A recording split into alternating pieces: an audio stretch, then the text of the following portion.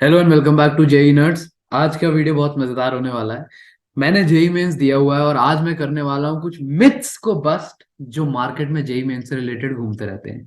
आवाज के लिए थोड़ा सा सॉरी, तबीयत मेरी आज थोड़ी खराब है, but the show must go on. Let's start.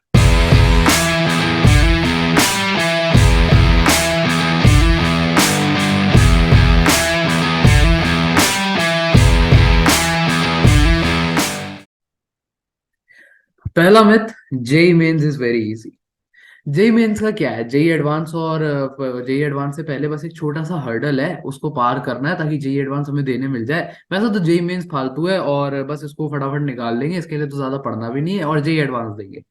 ये बहुत ही गलत धारणा है। Being over confident about JEE mains can be really harmful. ऐसा इसलिए क्योंकि यार जेई मेंस पहली बात तो अब ट्रिकी क्वेश्चंस पूछने लगा है। दूसरी चीज, जेई मेंस की मैथमेटिक्स एडवांस का लेवल टच करने लगी है। ये तुम्हारे टीचर्स और प्रोफेसर्स भी मानते हैं, चाहे तो तुम उनसे कंफर्म कर लेना बात। तो जेई मेंस में तुम ओवर कॉन्फिडेंट होके मत जाओ बिल्कुल भी। हाँ, इतना भी मुश्किल नहीं है कि बिल्कुल एडवांस का पेपर ही टच कर रहा हो, बिल्कुल वैसा नहीं है। बहुत इजी और आसान क्वेश्चन, इजी और आसान सॉरी, बहुत इजी और डुएबल क्वेश्चंस आते हैं जेई मेंस में, तुम आराम से कर ले जाओगे, कोई दिक्कत नहीं है। बट हाँ, ओवर कॉन्फिडेंट मत हो, क्योंकि 200 नंबर तक वो इजी क्वेश्चंस छट जाते हैं, लेकिन जो लड़ाई 200 से 250, 250 से 300 मार्क्स वाली है ना, वहां पे तुम्हें वो कंसेप्चुअल सवालों में फंसना नहीं है और उन्हें करना है। इसलिए ओवर कॉन्फिडेंट मत रहो, कंसेप्ट बिल्डिंग पे ध्यान दो, टाइम मैनेजमेंट पे ध्यान दो। टाइम मैनेजमेंट बहुत इंपॉर्टेंट है। टाइम मैनेजमेंट पे ध्यान दो, कंसेप्ट बिल्डिंग पे ध्यान दो, तुम्हारे आराम से 250, 300 नंबर बन जाएंगे। ओवर कॉन्फिडेंट मत हो, ठीक है। नेक्स्ट मैथ पे चलते हैं। You must study 16-18 hours a day to crack JEE main. अब जैसा मैं अभी कहने लगा था कि बहुत ज्यादा डिफिकल्ट भी नहीं है जेई मेंस की, तुम एकदम जेई एडवांस की तरह ले आओ। Quality of study matters, quality of study बहुत जरूरी चीज है क्वांटिटी से ज्यादा। अब ऐसा है कि तुम 16-18 घंटे पढ़ तो लिए, बट तुमने ना समझ आया कुछ क्या किया, ना तुमने उसमें कुछ प्रैक्टिस करी, बस थ्योरी थ्योरी पढ़ते गए, एनसीईआरटी पढ़ते गए, एक गो में पूरा चैप्टर निपटा दिया। ऐसे 16-18 घंटे पढ़ने का कोई मतलब नहीं है। अगर तुम 14 घंटे भी पढ़ रहे हो बट बहुत ध्यान से पढ़ रहे हो, सॉरी यार, अगर तुम 14 घंटे भी पढ़ रहे हो और बहुत ध्यान से पढ़ रहे हो, एक एक मिनट उसका तुम्हारे दिमाग में बैठ रहा है कि अच्छा मैंने इतने से इतने टाइम प्रैक्टिस किया, इतने से इतने टाइम थ्योरी पढ़ी, इसके बाद मैंने रात को थ्योरी को रिवाइज भी किया। यहाँ मेरी वीडियो आ रही होगी, सॉरी। हाँ, तो उसके बाद मैंने थ्योरी को रिवाइज भी किया। प्लान स्टडी करना 14 घंटे की या 12 घंटे, चलो 14 घंटे तुम नहीं निकाल पा रहे, ऑल दो इट इज एडवाइजेबल, 14 घंटे तुम निकालो अगर तुम्हें वो 99.9 परसेंटाइल वाले मार्क के ऊपर निकलना है तो।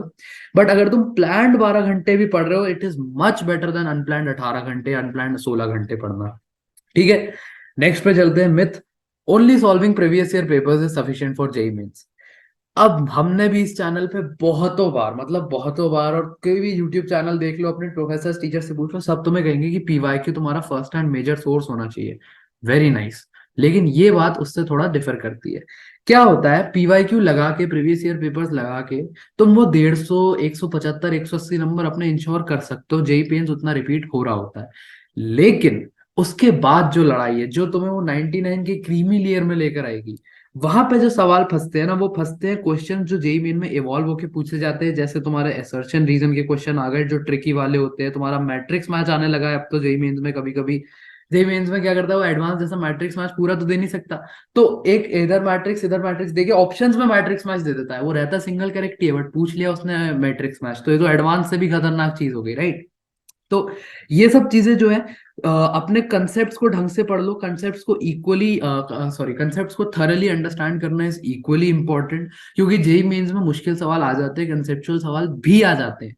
और फिर वही है, अगर तुम्हें वो 250, 300 नंबर चाहिए, अगर तुम्हें 99 परसेंटाइल के ऊपर पहुंचना है, तो तुम्हें इन सवालों को टैकल करने के लिए भी रेडी होना पड़ेगा, है ना। नेक्स्ट पे चलते हैं। Myth, completely leaving one subject and solely focusing on two subjects is a good strategy. अब ये जो मिथ आ रहा है ना, ये मेरा खुद का मिथ था। एक समय पर मुझसे मैथ्स नहीं होती थी, जैसा कि तुमने वो मैथमेटिक्स वाली वीडियो में देख भी लिया होगा, मैंने खुला होके माना ये कि मुझसे मैथ्स नहीं होती थी। और मैंने सोचा क्या करेंगे ना यार, फिजिक्स है, फिजिक्स में मेरी अच्छी है, फिजिक्स फिजिक्स में 90 से 100 नंबर तो मैं ले ही आऊंगा, और केमिस्ट्री में मेरे 80-90 आ जाएंगे। मैथ्स में क्या है, 7-8 नंबर ले आऊंगा, बस मेरे 200 के ऊपर बन गया, 99 परसेंटाइल बढ़िया। मेरा जो शिफ्ट हुआ ना, उसमें केमिस्ट्री आ गई बहुत मुश्किल। केमिस्ट्री किसी से नहीं हुई, तो जिससे मैथ्स हो गई ना, उसकी रैंक बन गई। और मैं क्या हुआ, केमिस्ट्री तो मैं गया ही गया, और मैथ्स में प्रिपेयर ही नहीं करके गया था ढंग से, तो मेरा ओवरऑल रिजल्ट जो था वो डाउन आ गया। इसलिए तुम्हें ऐसा बिल्कुल नहीं करना है कि तुम कंप्लीटली एक सब्जेक्ट छोड़ दो। This is pure dependence on luck. मेरा लक काम नहीं किया था, और मैं एडवाइस करूंगा कि तुम भी अपने लक पे बिल्कुल कंप्लीटली डिपेंड होके मत जाओ। ऐसी सिचुएशन में क्या होता है, you have to tackle undoable questions from your prepared subject and leave easily doable questions from the unprepared one.